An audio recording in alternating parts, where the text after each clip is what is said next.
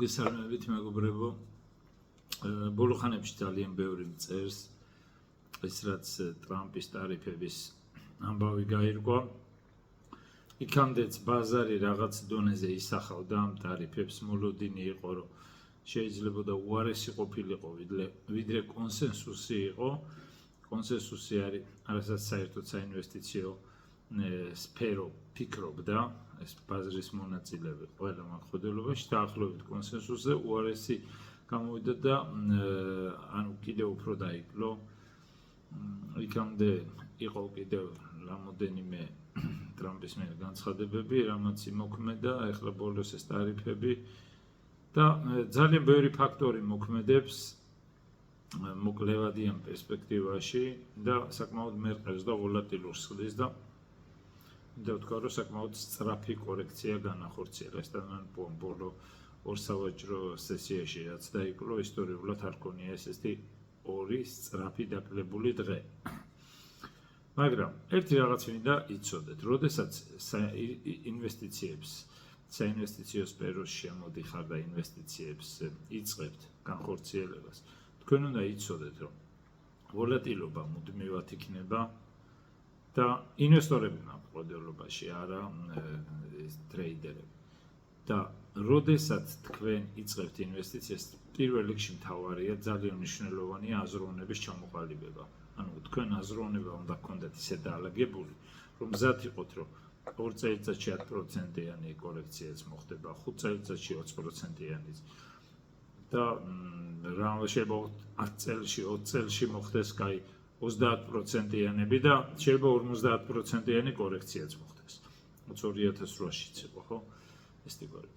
მოიცა თავიდანვე თქვენ უნდა იცოდეთ, რომ ეს მოხდა და დიდი ალბათობით მოხდება. დარწმუნებული ვარ, რომ კიდევ ბევრჯერ მოხდება და ამისთვის თქვენ მზად უნდა იყოთ. ანუ ამ შემთხვევაში როგორ უდგება ჭკვიანი ინვესტორი ამ სიტუაციას? მან იცის, რომ შეიძლება კორექცია მოხდეს. ეხლა თუ აქვს რაღაც სასწაული ფენომენალური აზროვნება, რომ მიხვდეს, როდის უნდა მოხდეს და გაყიდოს აქციები ნაწილი და მე დაბლა იყიდოს, რაც გონიათ, რაც ზღაპრებია, იმიტომ ბევრს კი არა, თითქმის არავის არ შეუძლია ზუსტად გამოიცნოს, როდის დაიკლებს და როდის არა. თქვენ უნდა იცოდეთ, რომ თუ ეს არ გაქვთ, რომ ეს უნიკალური აზროვნები და არც არავინ არ არის, ვორენ ბაფეტიც არ არის, ვიღაცები ამბობენ, აი გააქეშავა და იმან გააქეშა რაღაც 1%-იც არ გაუკეშებია თავის ინვესტიციების. შეიძლება დაემთხო კიდევაც და შეიძლება ფიქრობდა, რომ რაღაც ბაზარი ცოტა მაღლაც იყო აწეული, მაგითო თქვენ თუ გინდათ, რომ წარმატებას მიაღწიოთ ამ სფეროში, უნდა იფიქროთ გრძელვადაზე, მხედველობაში რა მაქვს, იცით?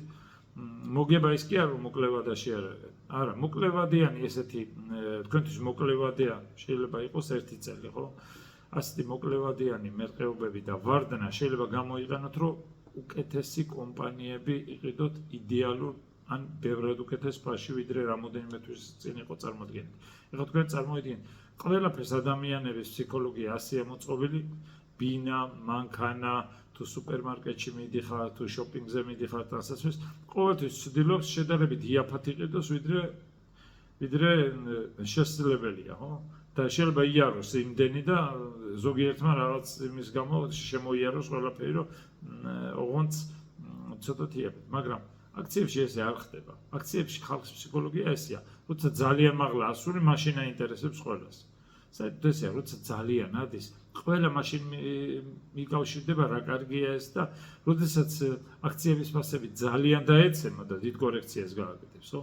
მაგ შემთხვევაში არავის არ უნდა და ყველა გონი ფიქრობს, ან ნეტა რა მოხდება, ზოგიერთმა მომწერა, რომ შეიძლება დაიქცესო და 1000 რაღაც, მაგრამ ისტორიას გადახედეთ ბოლო 100 წლის მდგომარეობა და ბაზრის ბუნებრივი მდგომარეობა თუ რაღაც კატაკლიზმური ან რაღაც ესეთი ატომური ან რაღაც არ მოხდა ესეთი საოცრება ბაზრის ბუნებრივი მდგომარეობა ჩვეულებრივ სიტუაციაში არის და ანუ ასეთ სიტუაციებს ჭკვიანი ინვესტორები იყენებენ 2020-ში მე მაგალითად ყველაზე დიდი კულმინაცია როდესაც იყო ვარდენის ხო გახსოვს მაშინ აკმანი იყო რომელიც გამოვიდა და როდესაც აი მარტში დაახლოებით არ მახსოვს 18 მარტი იყო თუ კარგად მახსოვს 2020 წლის როდესაც დაინახა რომ უზარმაზარი ვარდნები ხდებოდა გამოვიდა და თვითონ საშინელება ჯოჯოხეთი მოდის დააპანიკა ეს ხალხი და თურმე თვითონ დაშორტილი ქონია და რამ მილიარდები იშოვა რამოდენიმე დღეში ბევრი ამით სარგებლობს და შემდეგ როგორც კი ანუ ვარდნაზე ქონდა ამას და ხო ხვდებით აი ბაზრის ვარდნაზე ქონდა ასე ვთქვათ გაკეთებული ეს ფსონი ხო იყიდა გაყიდა აქციები ეს ვარდნაზე და შემდეგ იაფად იყიდის როცა ძალიან დავარდება იმიტომ თქვენ ესეთი ძლიერი ინვესტორები ამას თვლიან უდიდეს შესაძლებლობას და არა საპანიკო საშუალებას პანიკა ყოველთვის შეიძლება ნებისმიერ დროს ახლა თუ ძალიან ნერვიულობ და თუ ესეთი სტრესი რა ყველაფერზე ნერვიულობ ჯობია საერთოდ არ გაიკარო ეს ვორენ ბაფეტს აქვს ესეთი კარგი რაღაც ნათქვამი ვისაც არ შეუძლია აიტანოს 50%-იანი ვარდნა ხო მამას არაფერი ესაქმება და ჯობია წავიდეს სხვა რამე იმიტომ იქნება ეს ადრე თუ გვიან და სხვადასხვა კორექცია სულ იქნება კორექციები ეხლა არ ვიცი ტრამპი თუ გაიქანება და ომში ჩაერთვება პირდაპირ რაღაცა ატომურის მოხდება მაგრამ ზოგადად არ მგონია რადგან იდეალურად თავისთვის უფრო ზრუნავს ეკაცი რო ვატყობ და იმასი თავისთვის კი რა თქმა უნდა რაღაც კარგებს აკეთებენ მაგრამ ბევრი რაღაცა თავის ინტერესებიც არის აქედან გამომდინარე მინდა გითხრათ რომ ახლა გარანტია იმის რომ აი წელსვე ძალიან მაღლაავა და რაღაც არც მომაწე არავინ არის ვეც რა ეხლა ეგრო თქვა სულელი უნდა ვიყო იმიტომ რანაირად ზუსტად ამდენი ცვლადია და ტრამპს რომ ხასიათება არა მაგრამ დიდესი ალბათობით ბაზრის ისტორიიდან გამომდინარე ბაზარი ყოველთვის კორექტირდება და შემდეგ იწყებს ასვლას ზოგჯერ V-shape ან ნელ-ნელა U-shape და ასე შემდეგ ან ნელ-ნელა იწევს მაღლა ამიტომ ასეთ პერიოდში როცა ძალიან დაიკლო და საშოპინგოთ უნდა გახვიდეთ და იყიდოთ ძალიან დაკლებულზე ცოტაოდენი თანხით რაღაც კარგი იდეალური კომპანიის აქციები როდესაც რაღაც ღირდა $200 და აქციის ფასი მაგალითად ახლა ღირს 90-70 შეიძლება დაფიქსდე რომ რამოდენიმე რაღაც მცირე ნაწილი მაინც დაამატო ხო და შევ თუ კიდე დაიკლო კიდე დაამატებ და ასე შემდეგ ეს არის იდეალური შანსი გრძელვადიანი ინვესტორებისთვის იმათთვის კი არა ვისაც უცებ უნდა წელსვე უნდა გაქეშება რა მაგათთვის ეს არ არის იმიტომ რომ წეს თუ პული ჭირდება შეიძლება წეს ვერ ავიდეს ბოლომდე ეს მაღლა ხო შეიძლება ცოტა აიწიოს და მე გაჩერდეს და რაღაც დონეზე კონსოლიდაციას აკეთებდეს აქედან გამომდინარე ეს არის გრძელვადიანი ინვესტორებისთვის ეს არხიც და ეს ვიდეოებიც გრძელვადიანი ინვესტორებისთვის არის ისეთ შეუულია ესეთი რთული სიტუაციები აი ცოტათი იყიდოს დაელოდოს თუ ისევ დაიწია კიდე იყიდოს ან ცოტა მეტით ახლა იყიდოს არ ვიცი თვითონ როგორ უყურებს ამ სიტუაციას მაგრამ იდეალური კომპანიები შეარჩიოს და გააჩეროს 3-5-7 წელი შეიძლება ზოგმა 10 წელიც გააჩეროს და ასე შემდეგ არის რაღაც კომპანიები რომლებიც საერთოდ არ ვიყიდე იმის შემდეგ მაქვს ზოგიერთი კომპანიები ხო არის ეგეთი შესაძლებლობები რაც აი დღევანდელი მდგომარეობა გაზრდა თუ ამიტომ ძალიან მნიშვნელოვანია ეს კი არ ბევრი დგას და ეს შეფასებები და ეს ყველაფერი კარგია მაგრამ ემოციების კონტროლი თუ არ გაქვს და თუ არ ფიქრობთ რომ ეხლა იაფია ბევრად და ეხლა ვიყიდო მაგალითად შეიძლება კიდევ დაიკლოს დღეს კი არა მაინც ყველაზე იაფია არ ვიცი შეიძლება კიდევ დაიკლოს რაღაც დონეზე მაგრამ თქვენ თუ იცით რომ ამ კომპანიის ფასი პირობითად არის $200 ხო მაგალითად ან $100 და უცებ დაიკლო და სადღაც არის $60-50 ხო დაწევა ფიქრობთ რომ ეს კარგი შესაძლებლობა თუ ფიქრობდით რომ 50 იყო კარგი ფასი ამისთვის ეს 100 იყო კარგი ფასი 50 რატო აღარ არის კარგი ფასი ამიტომ ძალიან ანუ ბევრი ფიქრობს რომ იცით რა არის ყველაზე დიდი ესეთი ახსნა ამისი ის არის რომ ადამიანებმა არ იციან რას აკეთებენ როცა შენ იცი ძალიან კარგად რა კომპანიას ყიდულობ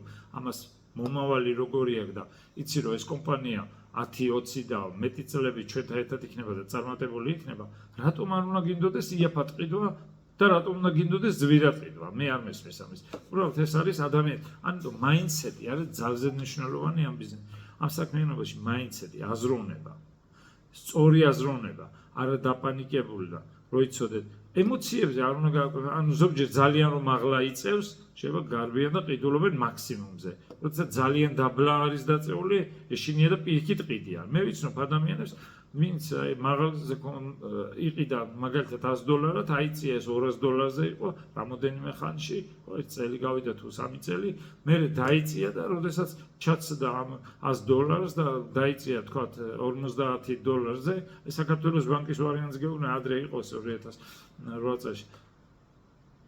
ეს ყველაზე მინიმუმზე რო გაყიდა ადამიანმა ეგეთ შემთხვევაც ვიცი, აი როდესაც საოცარ უდიდესი კაპიკებში გაყიდა $1-ზე ან რაღაც ეგ $1 და 75-ზე თუ რაღაცა. როდესაც საშუალოდ ყიდებოდა $20-30 და ახლა აიწია ახლა. ამიტომ ეს ემოციების კონტროლი. ოღონდ ერთი რაღაცა აქვს, თქვენ უნდა იცოდეთ რა ის იყიდეთ. თუ თქვენ ბანძი კომპანია ვართ ბოდიში ამ ტერმინზე და არიცით რას ყიდულობთ, მაშინ იმას შეიძლება კიდევ დაიკლოს და მაგას ზუსტად ვერავინ ვერ გეტყვის. შეიძლება ვიღაცას უთხრათ ეს რა კომპანია, გითხრათ რომ მას სულ უნდა დაიკლოს. ან ყოველ შემთხვევაში ძალიან ვერ უნდა მოიმატოს, ან ვერ არის კარგი კომპანია, ხო? რაც მე ვაკეთებ ხოლმე ზოგჯერ მიკავშირდებიან, მეკითხები და ვეუბნები.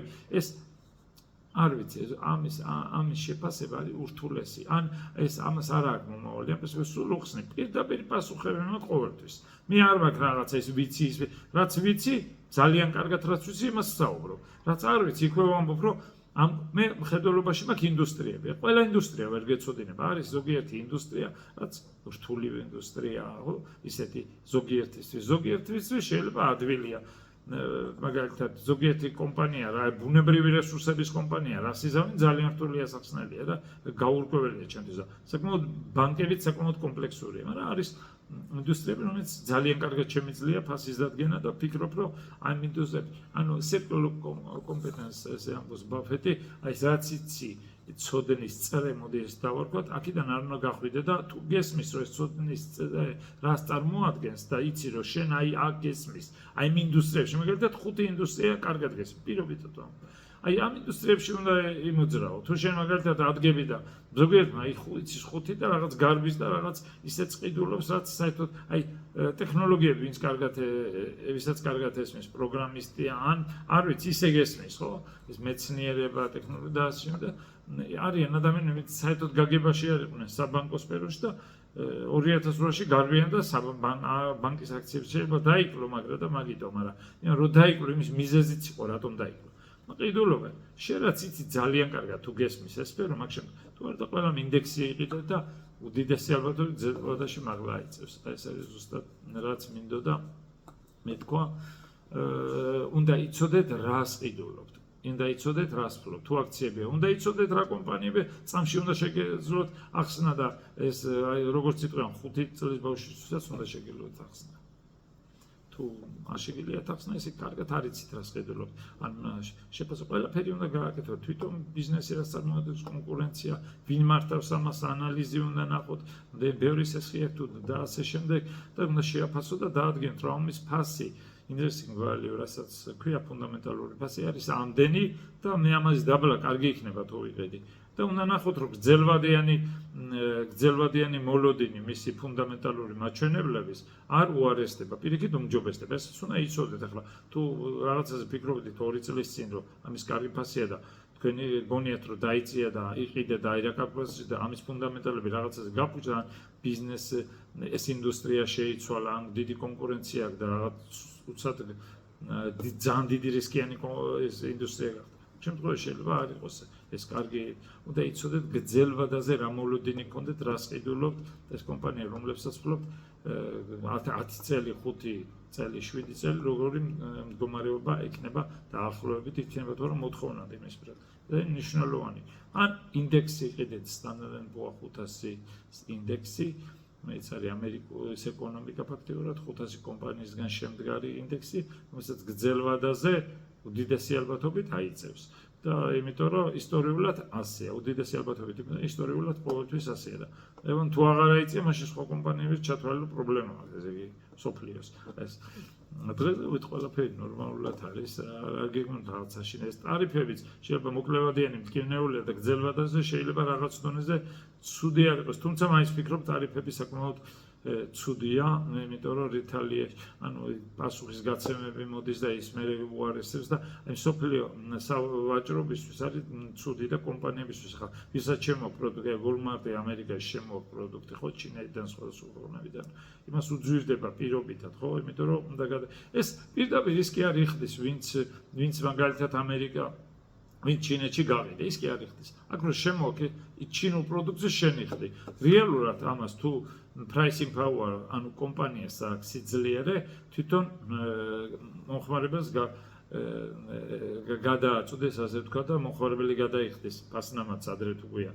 და თუ ვისაც არ აქვს რაღაც დონეზე ყალაპავს და შეიძლება ეხლა ჩინელებსაც თხოვსო ცოტა დამიკელი და რაღაც დონეზე ჩინელებმაც რაღაც ნაწილდება ეს მარტო ერთი და ის რომ აი ჩინეთი ამას გადაგვიხდის ან სხვა ქვეყანა მექსიკა ან ის ეგრე არავინ არაფერს არ გადაგიხდის ტარიფები საბოლოოდ ჩვენ დააბალანსო თუ შეგიძლია ძლიერი კომპანია ხარ ფასების მომატება და მომხმარებელი არ გაიქცევა შე კომპანიები მომატებენ მომხმარებელზე გადაიტანენ ამ ინფლაციო ამ ტარიფების მატებას რა თვითონ პრემიუმს რაც არის აი ეს არა ცოტა დეტალები აქვს თუ წავიდეთ ძალიან ბევრი უნდა ვისაუბროთ ეს არის რაც მინდოდა მეთქვა წარმატებებს გისურვებთ ნახეთ რას ფლობთ და რა მოლოდინი გაქვთ ან ინდექსი შეიძინეთ როცა თქვენ დარწმუნდებით რომ ფიქრობთ რომ ეს დაბლა აღარ დაიწევს ან უკვე ნორმალური ფასი თქვენ ამიღოთ ამ ყველაფერზე გადაწყვეტილება კარგად ზანდებოდეთ